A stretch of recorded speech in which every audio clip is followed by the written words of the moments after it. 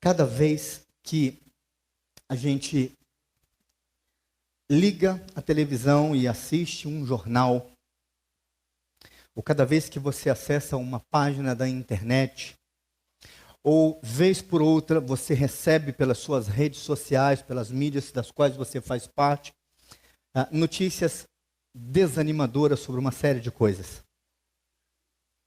E como pastor, eu tenho experimentado ou partilhado ao longo desses anos, na vida de homens e mulheres, que passam por verdadeiras batalhas nas suas vidas.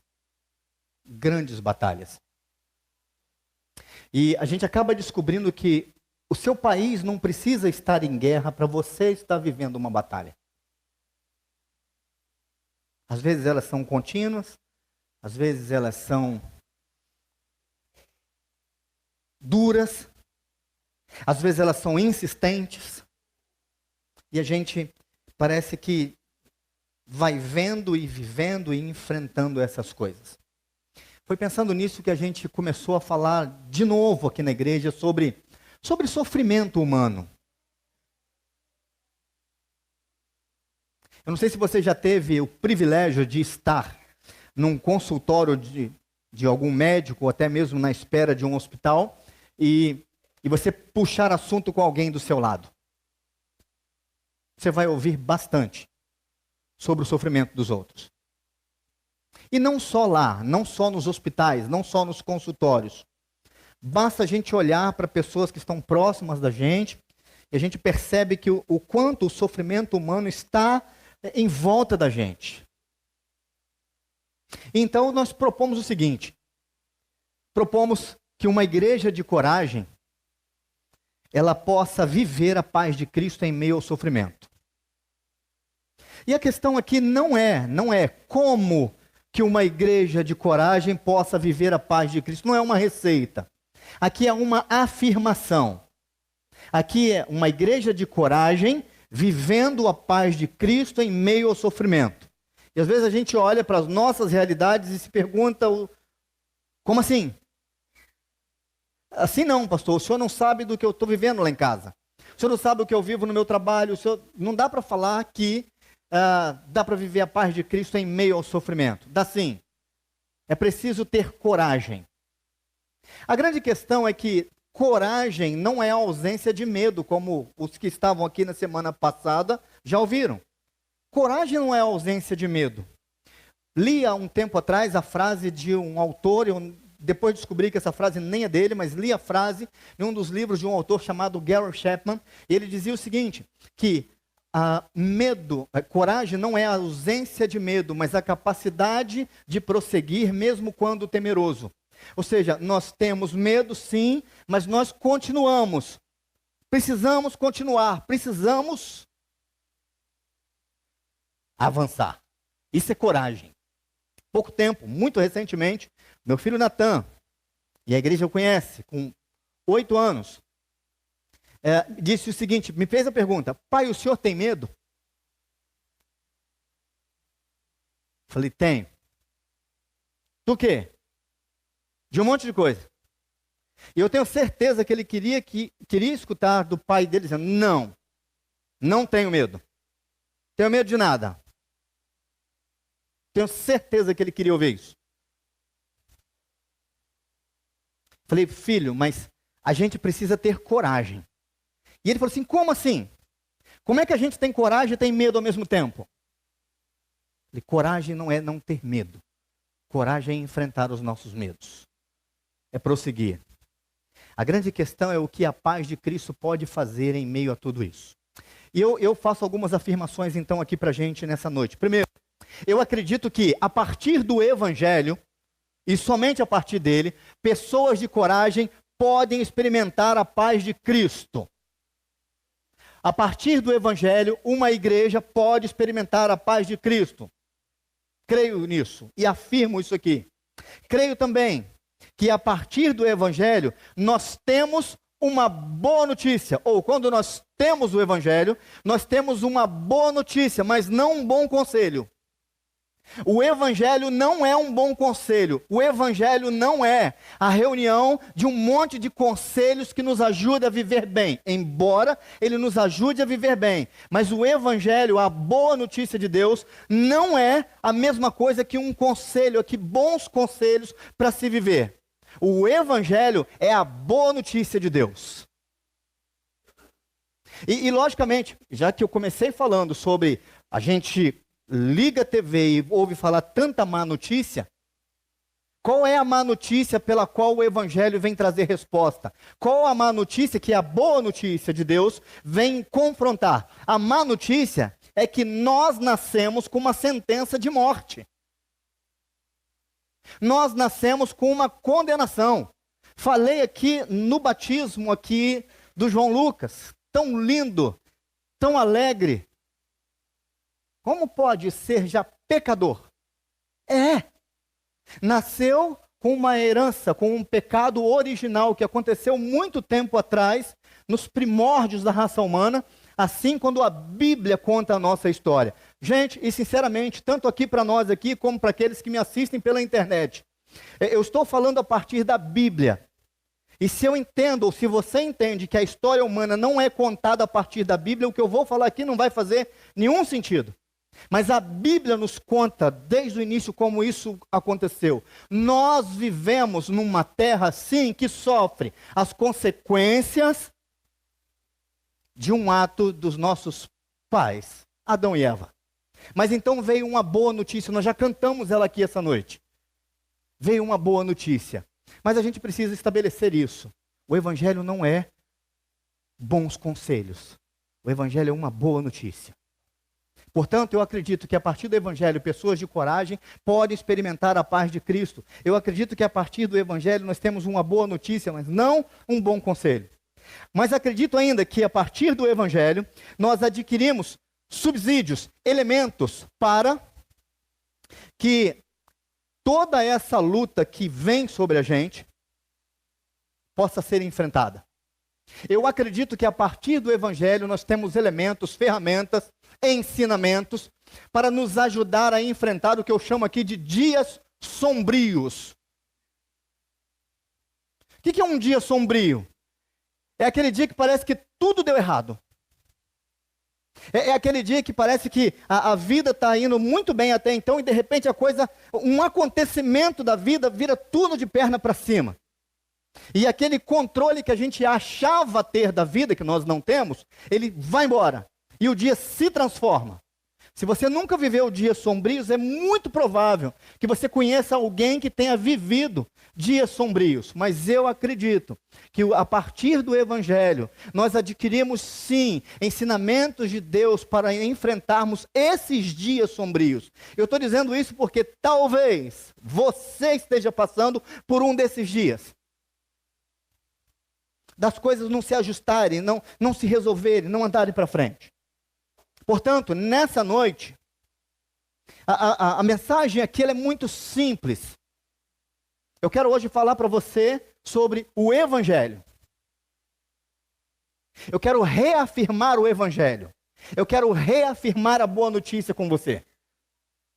Eu quero reafirmar o poder que existe nessa boa notícia. A despeito do que você possa sentir e viver.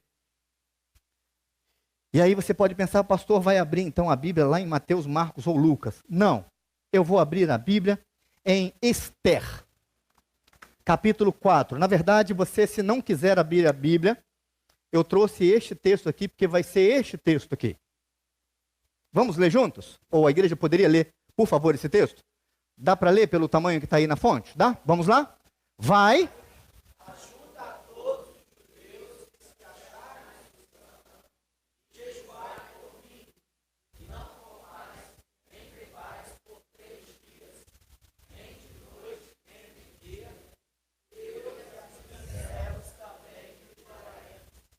A história de Esther, ela não é uma história hoje só conhecida só daqueles que frequentam igrejas e algumas pessoas que leem a Bíblia.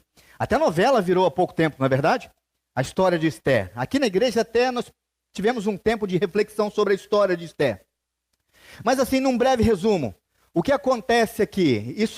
Essa história de Esther num determinado momento da história de Israel, do povo de Deus, o povo é escravo de um grande império, e então Esther vive com alguns judeus no território da cidadela chamada Suzã, dominada por um grande imperador, por um grande rei.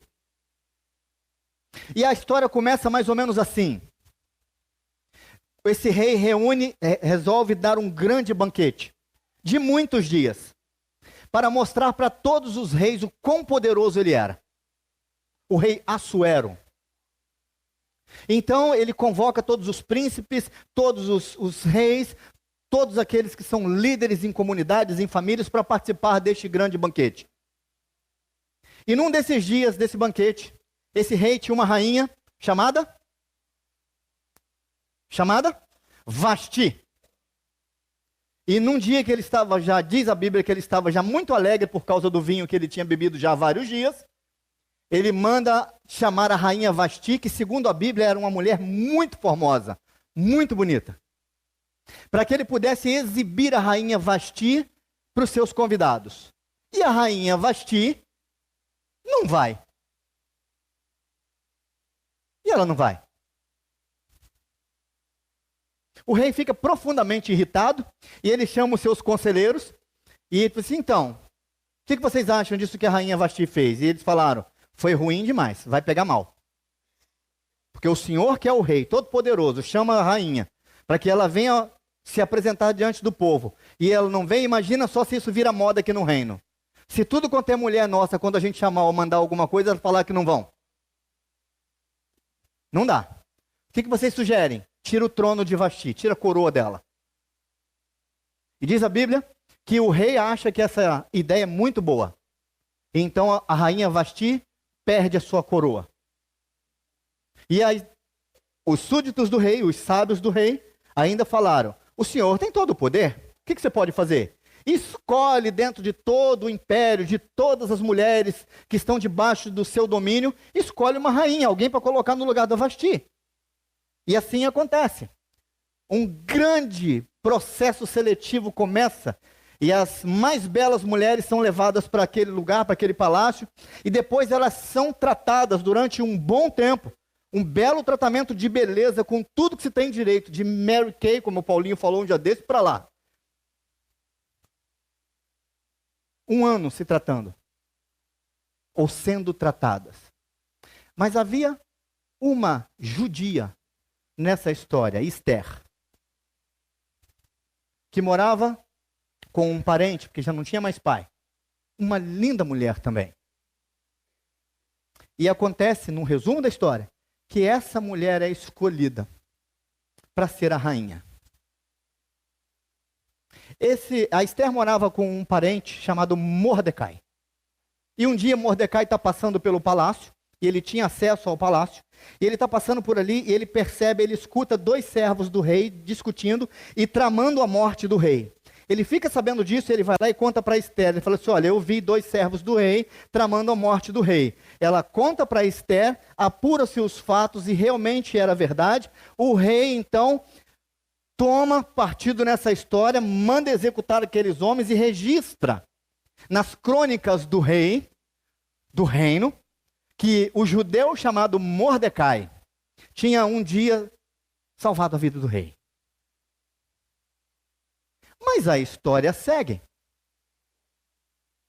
E o rei, ou reino, no reino, isso só acontecia naquele reino, lá no reino, tinha alguém que queria uma condição melhor diante do rei. Um cidadão chamado Amã. E o Amã já era, sim, alguém de destaque, mas ele queria mais destaque. E o rei, então, baixa um decreto dizendo que todo mundo tinha que passar perto do Amã e se curvar diante dele, porque ele era alguém de autoridade. E o Mordecai disse o seguinte, eu não vou me curvar diante do Amã. Fofoca é fofoca e existiu em todo o tempo. Chegou aos ouvidos do Amã. Tem um judeu aí chamado Mordecai e ele disse que não se curva diante de você. E ele toma um ódio mortal do Mordecai. Mas para piorar, para nunca mais ele passar por isso, ele resolve matar todos os judeus.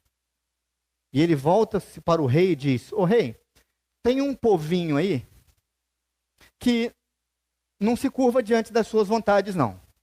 É um povo perigoso. Eu faria os deles. Então fica assim marcado. E a sentença corre. Quando Mordecai fica sabendo disso, ele rasga suas roupas, se veste com pano de saco em atitude de desespero, de humilhação. E a rainha Esther fica sabendo disso e vai procurar saber o que está acontecendo. Então ele fala: você não entendeu ainda?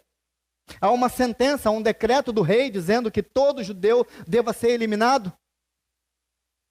Você acha que porque você é rainha, você vai escapar dessa? E então Mordecai diz o seguinte: quem sabe não foi exatamente por causa disso que você não tenha se tornado rainha? Justamente para que você pudesse ali intervir de alguma maneira. Quem sabe não é isso? O livro de Esther inteiro não aparece o nome de Deus. Não tem o nome de Deus no livro de Esther.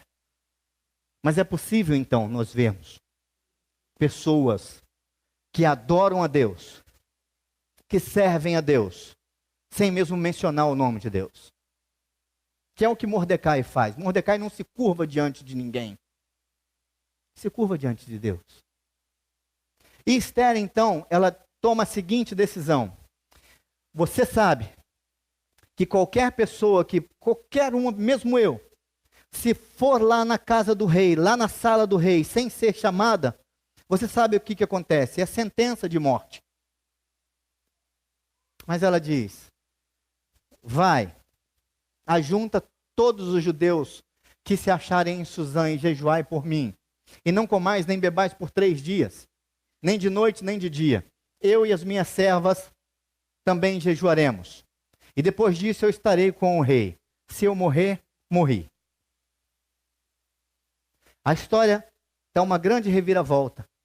E aquele dia que ficou marcado para os judeus serem executados, é o dia que Amã foi executado. E ali começou-se a comemorar a festa do Purim, comemorada até os dias de hoje, na lembrança de que Deus livrou, Deus restaurou a sorte de Israel. Deus livrou Israel dos planos do inimigo. Colocou o inimigo sobre a morte, com o decreto de morte que era de Israel. Eu quero destacar com você as 3 ordens de Esther. A primeira ordem de Esther é: vai para Mordecai. Vai. E o vai é simplesmente, não quer explicar sobre vai. Vai, se mexe, sai do lugar, não fica parado, não fica na inércia, se desloca, sai daqui de onde você está e vai. Não adianta ficar aí chorando, se lamentando, ficando aí com panos de saco, não é assim. Vai agora, age. E quantas vezes, gente, é preciso agir nas nossas vidas? Quantas pessoas nós não conhecemos que em determinados momentos de dias sombrios, de lutas e de muito desespero, às vezes são pessoas que esperam que algo aconteça do céu, esperando só, sem se mexer, sem fazer nada. Tem hora que tem que sair, tem que se mexer. A própria Bíblia fala com isso: vai ter com a formiga, o preguiçoso. Mas tem que se mexer. E a primeira ordem de Esther é essa: vai.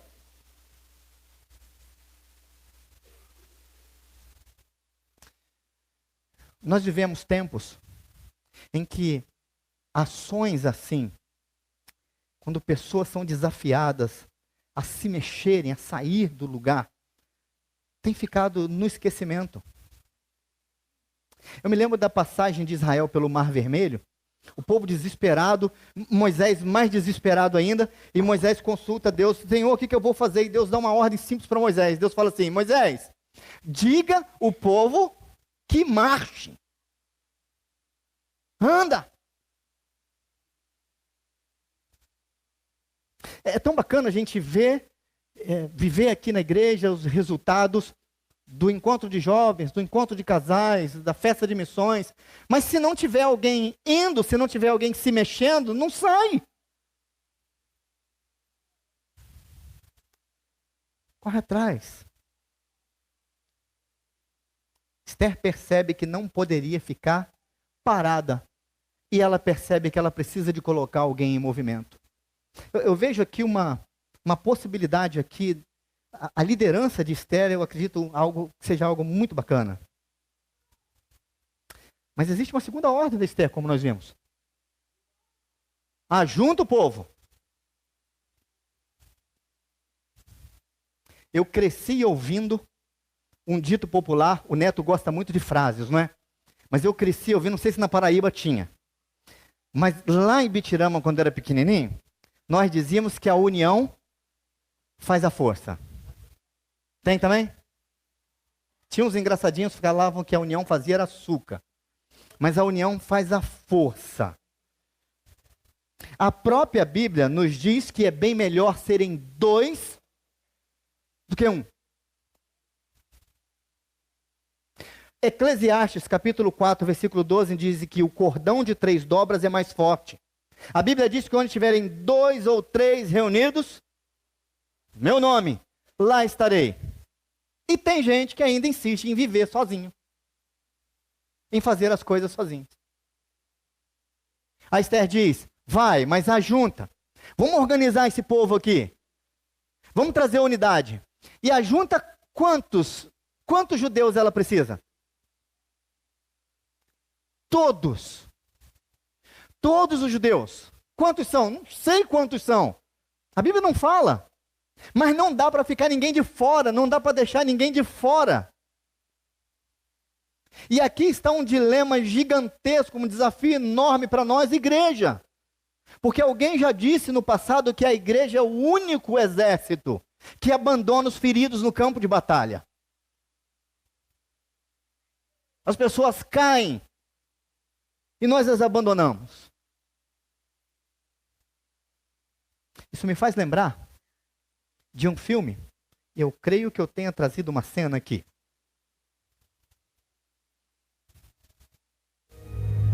Eu sonhava em ser médico, mas eu não tive muita oportunidade. Não posso ficar aqui enquanto eles lutarão por mim.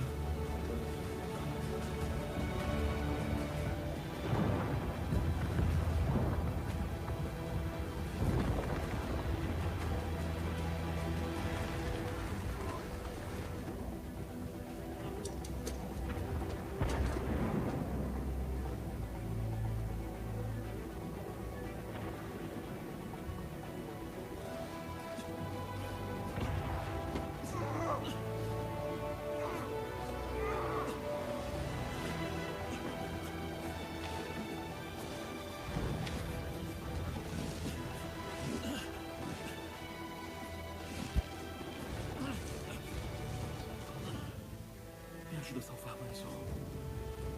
Me ajuda a salvar mais um.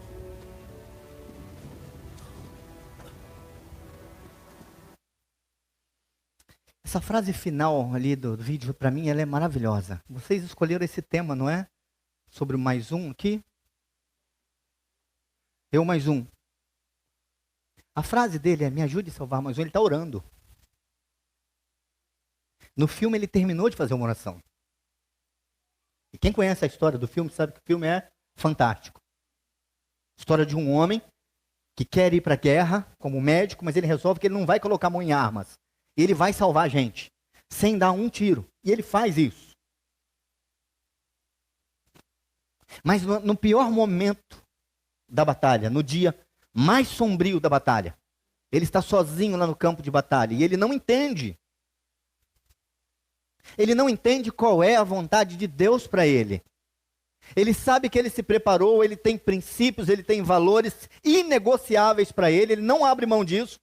Ele está ali para fazer a coisa certa, ele sabe que Deus dotou ele de dons e talentos para isso, para aquele momento. Mas ele não consegue, mesmo assim, naquele lugar, entender. E ele diz, Senhor, me faça ouvir a sua voz. Me faça ouvir a sua voz. O que o Senhor quer de mim?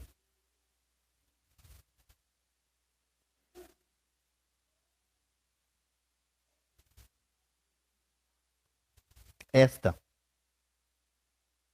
talvez seja a pergunta mais desafiadora e transformadora para se fazer na presença de Deus. Ouse dizer para Deus: o que o Senhor quer de mim? E Deus vai abrir, com certeza, uma oportunidade para engajamento. Vai, ajunta. E a terceira ordem: jejua. Mas aí é que está, não é uma prática muito comum para nós, vamos falar a verdade, o jejum. Aliás, já tive que explicar muita coisa sobre o jejum, porque até o fato de pessoas não entenderem, não acreditarem que o jejum seja algo útil para nós nesses dias, eu já ouvi. Jejum e oração são as duas maiores armas do cristão. As duas maiores. O problema é que o jejum, ele não nos prepara para mexer com o coração de Deus. A atitude por trás do jejum é de humildade, de humilhação. É cara no pó. O jejum nos prepara para ouvirmos a voz de Deus. O jejum nos prepara para ouvirmos qual é a vontade de Deus para as nossas vidas. A atitude por trás do jejum é a submissão.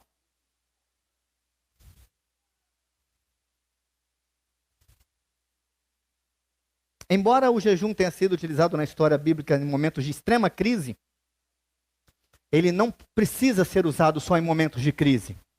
O jejum é uma ferramenta que Deus deixou para nós, que Jesus deixou para nós, para alinharmos o nosso coração ao coração do Pai. O que Esther está pedindo com essas três coisas? Hoje a gente, na classe dos jovens, a gente conversou um pouco sobre o Jesus no Getsêmani. E é interessante, Jesus passando no momento, talvez num dos dias mais sombrios da história de Jesus até a cruz. Porque ele está tão preocupado com aquele momento, que ele tem medo. E ele chega para os seus discípulos e faz o quê? Vigiai e orai. O que Jesus está dizendo? Eu preciso que vocês me apoiem em oração. Eu preciso que vocês me sustentem em oração. Que vocês se juntem a mim nessa causa. Talvez não tenha sido à toa que ao montar o culto dessa noite, eu deixei para a gente fazer um tempo no final do culto de oração. Para a gente interceder uns pelos outros. Mas talvez não seja também por isso que já 2 pessoas vieram me entregar um pedido de oração. Pastor, ore por essa pessoa aqui. Pastor, ore por essa pessoa aqui. Nós precisamos disso. Nós precisamos de orar uns pelos outros. Todos os dias.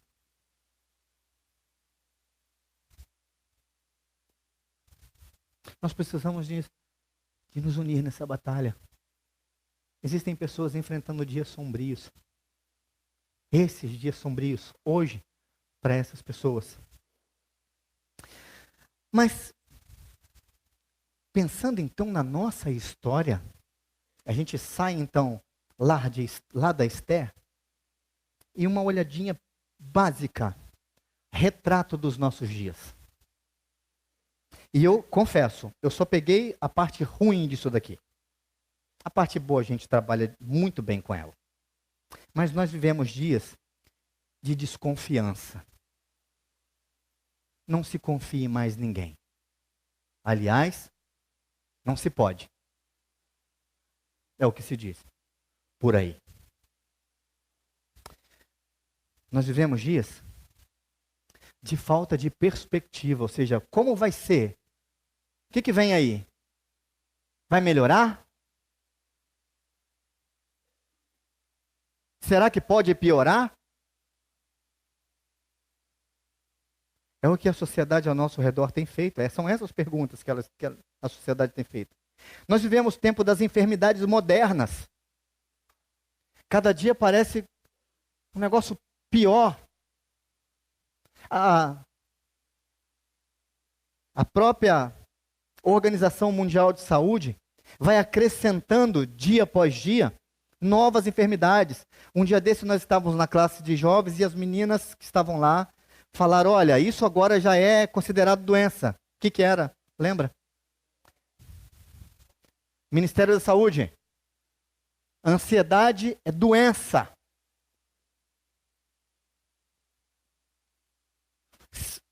Se ansiedade é doença, quem não está doente?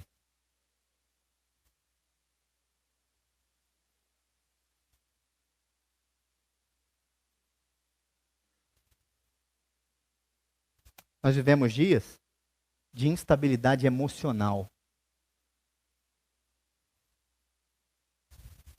Nós vivemos dias de esfriamento da fé.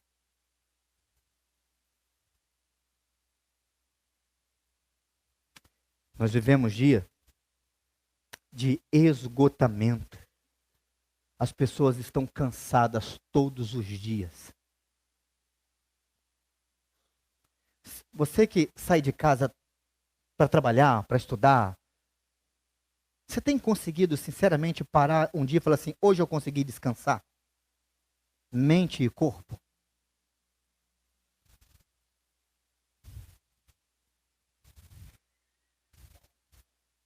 A grande questão, irmãos e irmãs, é como nós comunicamos a boa notícia de Deus para essa sociedade que vive isso. A grande questão é como essa sociedade que vive isso pode pegar a boa notícia de Deus e falar assim, isso sim pode me ajudar a enfrentar com coragem os dias de sofrimento. Como que a gente pode dizer isso? Nós cantamos aqui um hino que diz, numa de suas estrofes, se vejo sombras por toda parte, o Salvador não hão de ocultá-lo, não há de ocultar.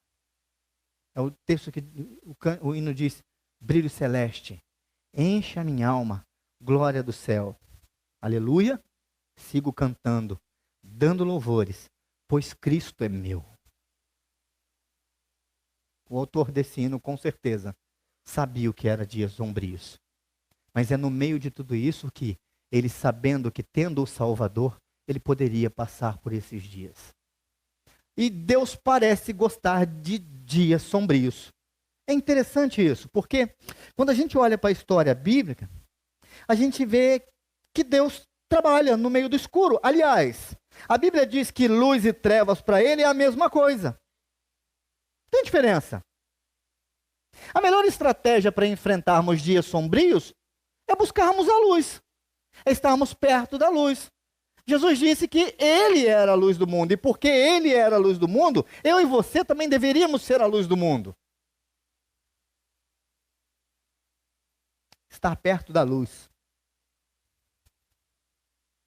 Aliás, a história da humanidade começa justamente com o mundo vazio ganhando luz. A palavra de Deus no início de tudo foi: haja luz.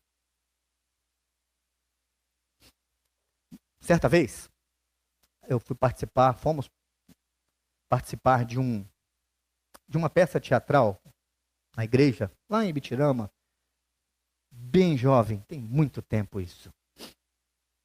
E a peça tinha luz na história. Eu me lembro que a turma alugou jogo de luz, porque tudo era montado em cima disso.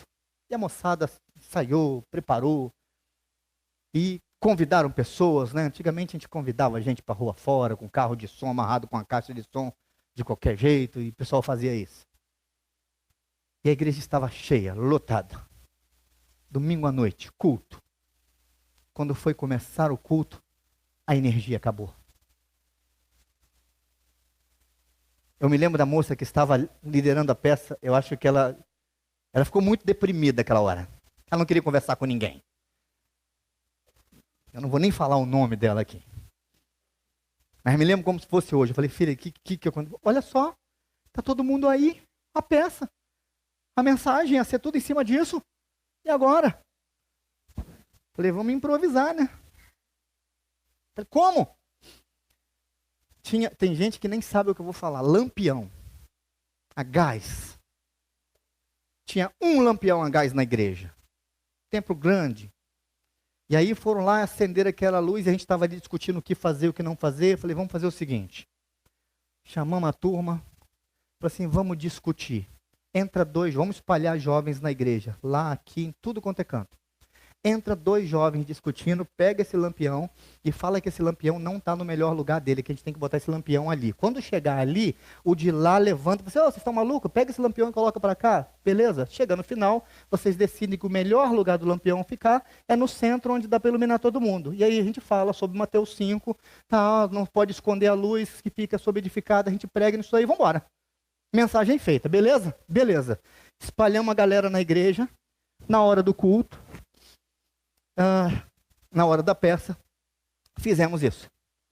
E aí entra 2 de lá, a gente escolheu aqueles 2, os mais bagunceiros. E eles entraram no templo dizendo, escuta aqui, na hora do culto, que loucura é essa aqui? Quem foi que deixou esse lampião aqui? Deve ser um retardado qualquer, pegou e colocou. O diácono levantou lá de trás, ele não sabia o que estava acontecendo, que nós esquecemos de contar para os diáconos. E o diácono veio de lá e falou assim, vocês estão loucos? Está no meio do culto. Falei, não, é porque o lampião não pode ficar aqui, tem que ficar do lado de cá. E começaram a brigar daqui, o diácono veio de lá brigando também. E eu sei que a coisa foi uma benção. Mas Deus nunca deu tão certo. Se a gente tivesse combinado com ele, não tinha dado tão certo. Depois que ele brigou bastante, alguém chegou perto dele e falou assim, escuta, faz parte da peça, vem para cá, você está pagando mico. E a gente rindo dele, ele brigando, e aí deu certo. Mas por que eu estou contando isso? Justamente porque a grande diferença das trevas, dos dias sombrios, é a luz. É simples. É simples. Não pode ter união entre luz e trevas, onde uma entra, a outra sai. E a nossa luz, nós fomos chamados para que a nossa luz brilhasse. A única coisa que pode resolver e nos ajudar a enfrentar dias sombrios é uma luz que brilhe de verdade. É uma luz que brilha em todo o tempo. É uma luz que brilha em meio às trevas. É uma luz que brilha em todas as épocas. Aqui está a boa notícia. A boa notícia. Para a gente enfrentar a nossa pior tarde, noite sombria, em qualquer época da nossa vida, Deus providenciou. Deus fez isso. Agora, deixa eu lembrar com você o que Esther fez. Esther disse, vai, ajunta e jejuai por mim. Isso é evangelho. Lá no texto de Esther, lá nos tempos de Esther. Isso é a boa notícia. Porque se a gente olhar para aquilo que Jesus fez, foi justamente isso. Jesus deixa a sua glória e veio para se encontrar conosco. Ele vem para se encontrar com a turma que estava com a sentença de morte, que vivia na miséria, que vivia perdido, que vivia nos seus próprios caminhos. Ele sai de lá e vem. Há deslocamento em tudo isso, no tempo, na história.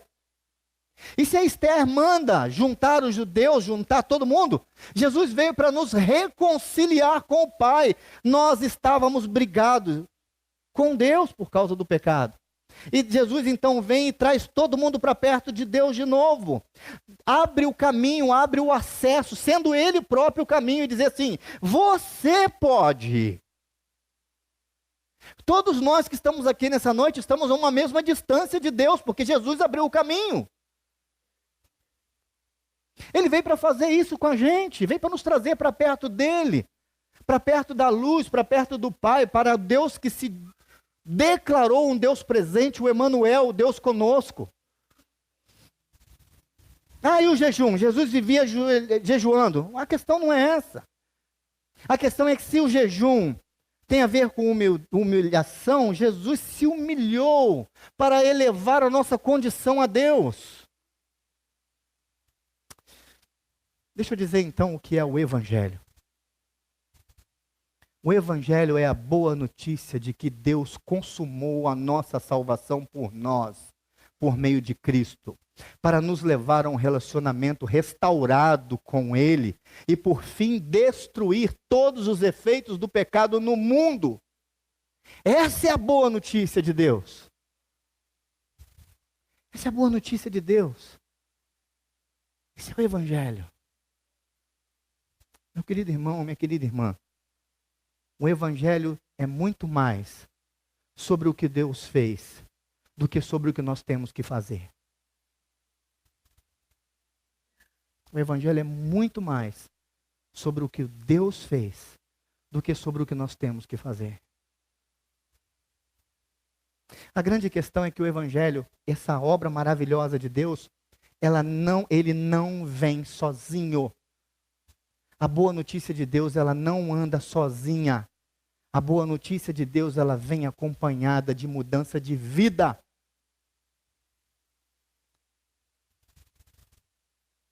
E de boas obras. A boa notícia de Deus impacta a vida ao nosso redor radicalmente, a partir de onde estamos.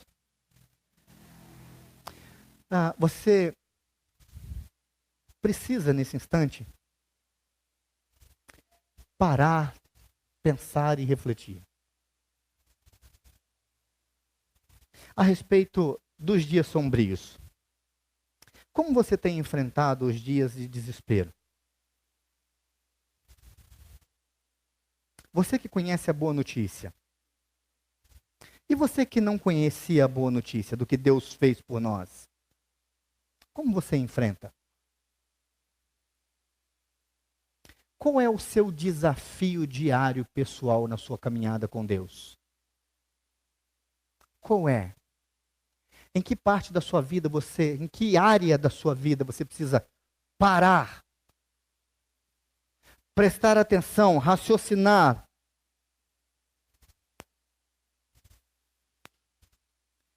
E de propósito, eu inverti no nosso sinal.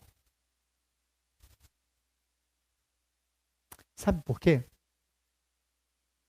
Porque ao longo da história humana, nós aprendemos que nós temos uma inclinação para seguirmos na hora que Deus manda a gente parar.